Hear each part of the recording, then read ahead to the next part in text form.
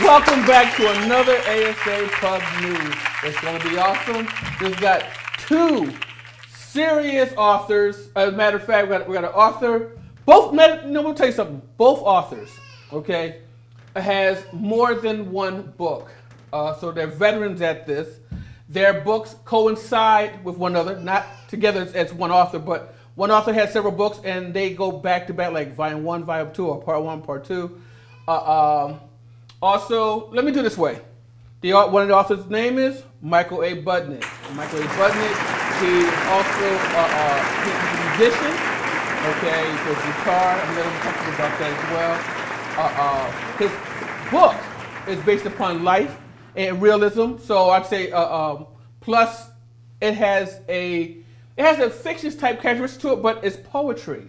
You know, like heavy metal poetry. And a lot of times I think about, and I keep telling people about his book on heavy metal poetry. I thought about the, I think it's Dwayne "The Rock" Johnson. You know, like the Scorpion King.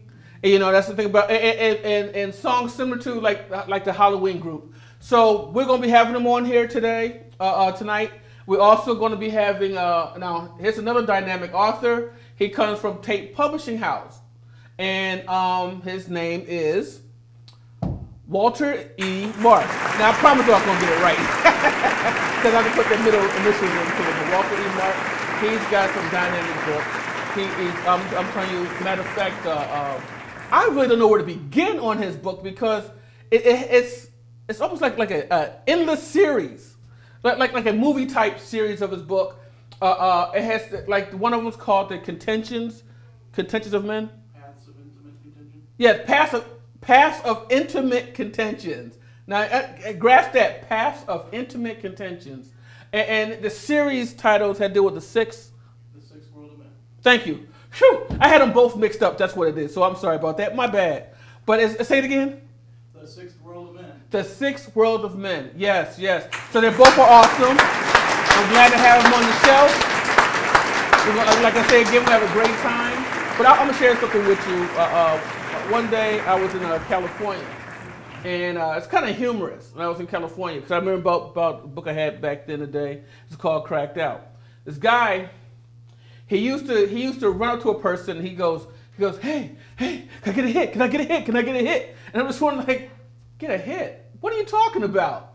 Everybody know about it that goes, can I get a hit, right? Now get this. We were near a hot dog stand, and he's asking, can I get a hit? Now, understand the grasp the concept of the way the world is today, okay? So I was like, no, what do you need a hit for? What is that anyway? So he says, well then, you got any money? You got any money? You got any money? Then he asks for money. Now remind you, we're by what? A hot dog stand, okay? So no. I says, well then, can I get a hit? Can I get a hit? Can I get a hit? And I kept wondering, what's the problem here? And I says, what's wrong? Well, I'm hungry. Did that make sense? Didn't make no sense at all. All he had to do was walk up and says, I'm hungry, can I get something to eat?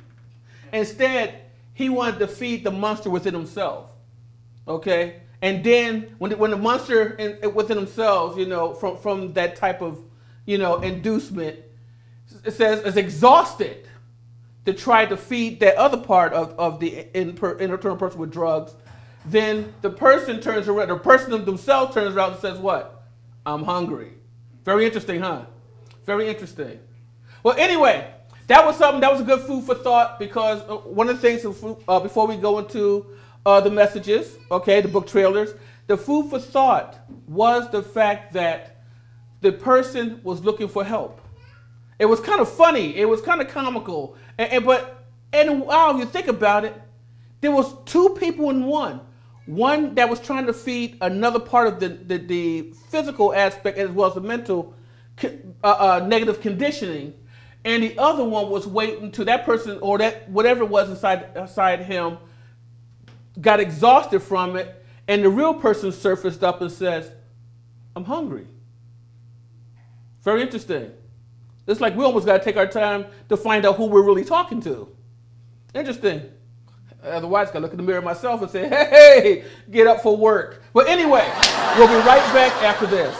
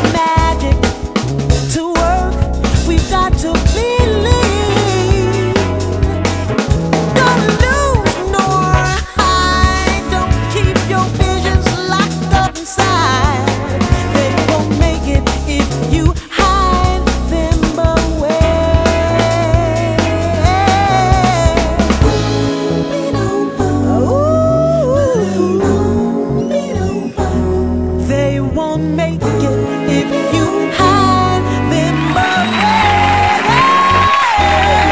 Yesterday's dreams. Yes. Welcome back. We have right now Walter A. Mark. I'm gonna get it right. Walter A. Mark. E. I got it wrong. I did do it wrong, didn't I?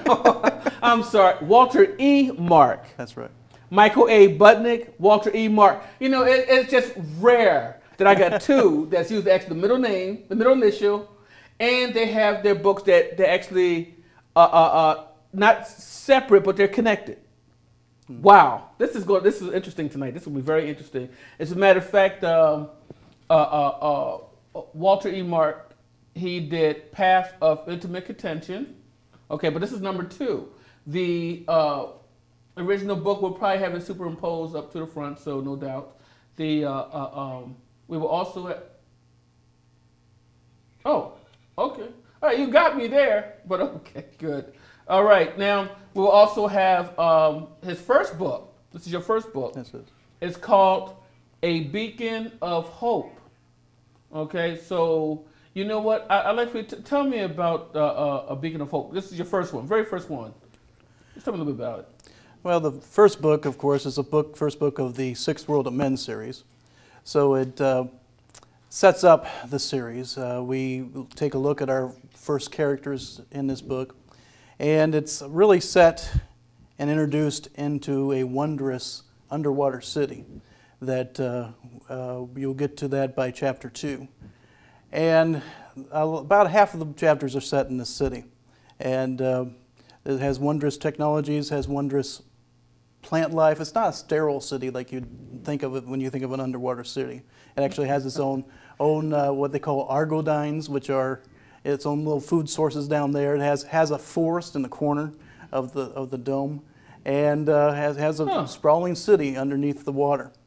It's built on a shelf down there, and is done there to mine a special mineral that is called Erie, and that Erie can do wondrous things, and is part of why the city could be built so deep underwater.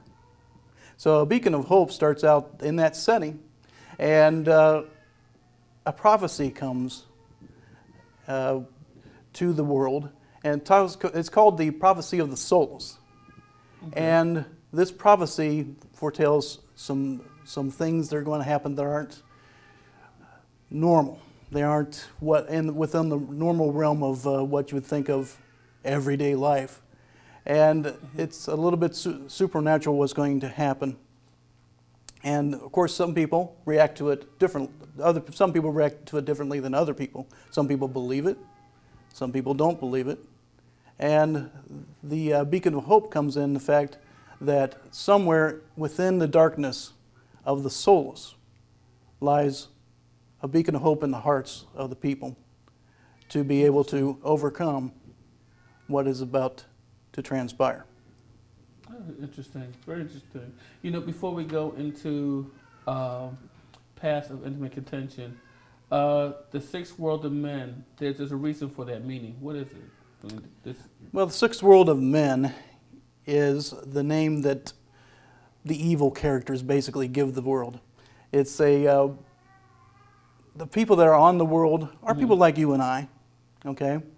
But they don't realize that there are other worlds of men out there because they're far spread across the universe.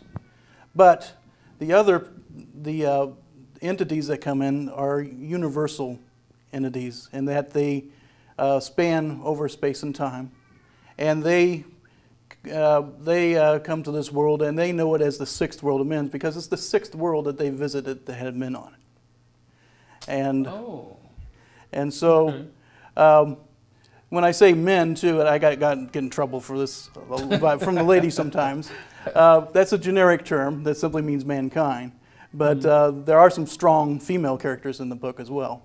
But that's what we have set up as the Sixth World of Men. And it's just a story about this world when this evil comes onto it and how people deal with it and the struggles they go through and how they're helped by their, not only by what they know how to do, but by their faith.